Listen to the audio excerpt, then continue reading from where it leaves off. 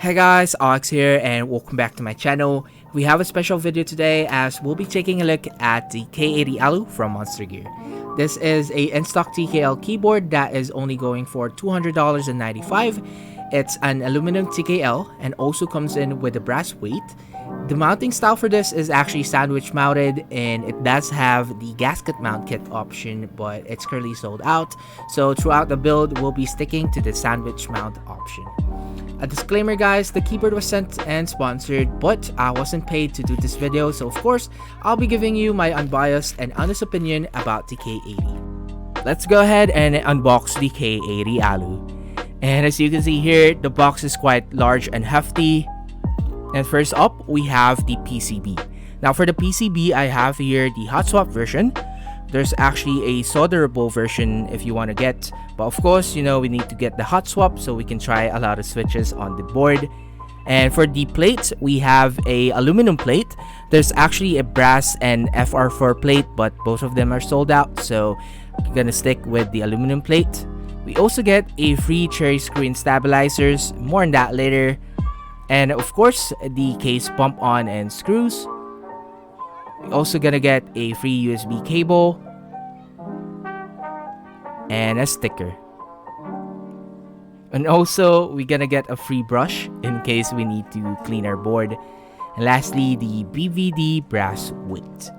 Now for the colors, there's actually three options. We have a black, a burgundy, and a purple, which we have here today.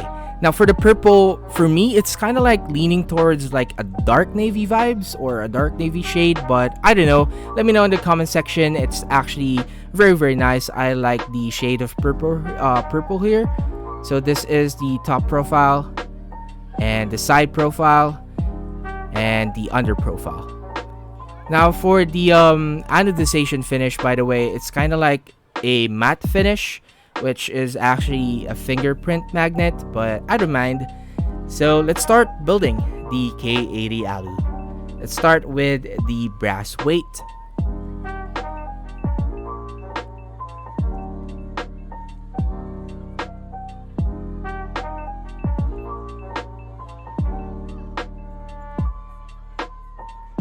So let's start with the build. Let's get started with the stabilizers. I used the cherry screw-ins that it came with, but I had some small problem on the spacebar as the wire was a bit bent and it was a bit hard to rebalance and tune it further, so I used my extra Durox stabs, but the rest of the modifiers, the cherry screw-ins was used.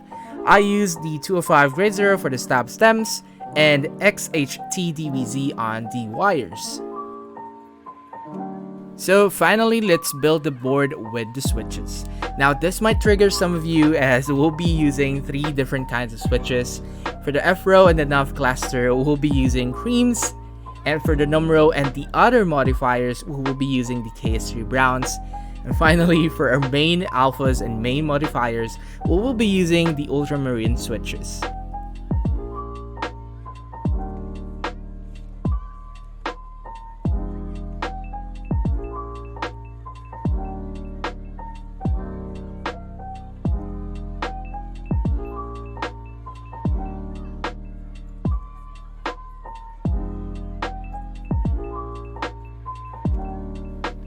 Alrighty, so building it was really easy. As mentioned, this is just a sandwich mounted board, so there's nothing too complicated when building the board. All you have to do is just align the top and the bottom case and make sure that you align the screws as well from the back.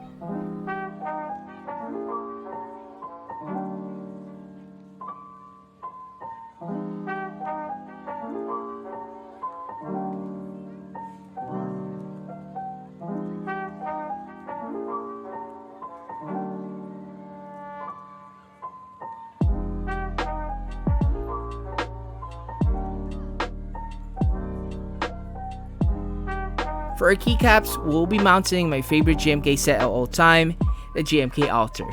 I was so hyped and excited when I saw the shade of the purple on the K80, as this fits so well with the Altar. I mean, just look at it and be the judge. Let's also add some Artisans for the final touches. I have here two Devilish Monochrome by Keycaps. And to top it off, I have here a special Artisan made by Keycaps, just for the GMK altar, and this is the Mirrors altar.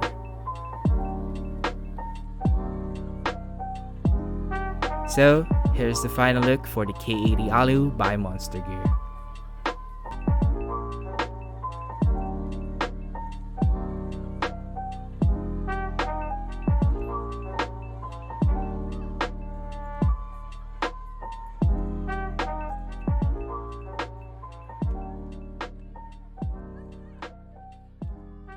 It's finally here, what you all been waiting for. Please do enjoy the sound test.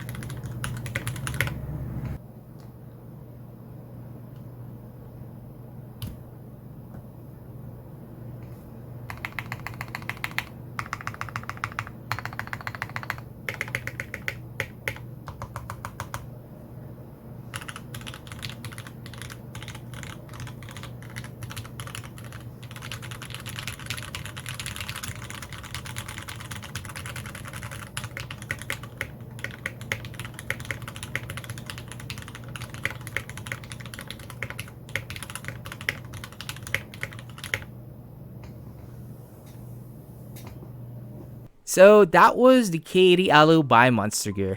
Let me know what you think about them on the comment section down below. I would love to have some discussion with you guys.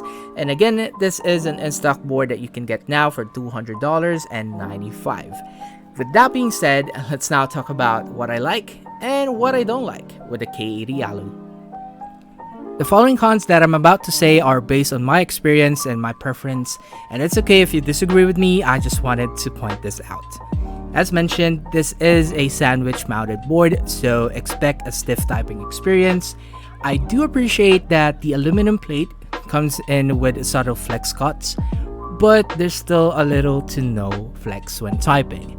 I really wanted to try and see if the gasket kit will give it some flex, but since it's already sold out, I may have to wait for now, or maybe try a DIY gasket option.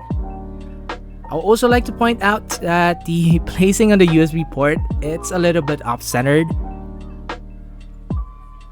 There's also a slight color difference on the top and the bottom housing or the bottom case. The top case on my board is a bit darker and the bottom case is a bit more lighter. And lastly, I really wish it comes in with a wind keyless option, as I feel like the top view on the board, it's a bit outdated considering that the bezels on the board is quite big.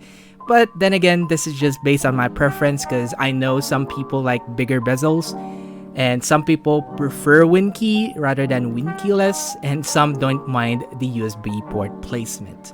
So for me, the main deal breaker for the board would be the stiff typing experience. Now moving on to the pros and what I like about the K80 Alu. It is indeed simple when you look at the board on top view, but personally, the side profile and the under profile of the board is the main highlight. It gives more character, uniqueness, and of course feel on the board. It has some subtle curves to it. And of course, the brass weight on the back, it gives it a little bit more of a heft and a premium feel on the board. Next is that considering that the board didn't come with any foam, I had the impression that it might be hollow, but to my surprise, the board sounds pretty solid without using any foam. and considering that most boards right now rely on foams to negate the possible hollowness. Lastly, the price. For an in-stock TKL, it's pretty decent. Although the typing feel is stiff, but it's not that bad kind of a stiff, if you know what I mean. Although, some of you would say that sandwich mount is a bit of outdated, but after using it for almost a month, I can honestly say that it's still a pretty good board to pick up. So would I recommend getting this board? If you don't mind all of the cons that I have mentioned and pointed out, and if you are looking for an in-stock aluminum TKL without waiting and with a justifiable price, I would say go for it. For me, I didn't mind the stiff typing experience after using it for a month. And again, at the end of the day, it would still boil down to your preference. Again, a huge shout out to Monstargear for sending out to K80 for a review. All of the links would be on the description down below. So that is it for the video, guys. I hope you enjoyed my review. I was really nervous in doing this because it's my first time reviewing a keyboard and doing a video about it, so I'm actually still nervous up until now, but I really hope you enjoyed the video and liked the video, guys. Let me know what you think about that in the comment section down below. As always, I would love to talk to you guys and have a discussion. So let's try to hit 50 likes for this video, shall we? I think we can do it. And again, thank you always for supporting me, my content. Of course, expect more Switch reviews and maybe more keyboard reviews in the future. So don't forget to subscribe for more. And I'll see you guys on the next video. Peace.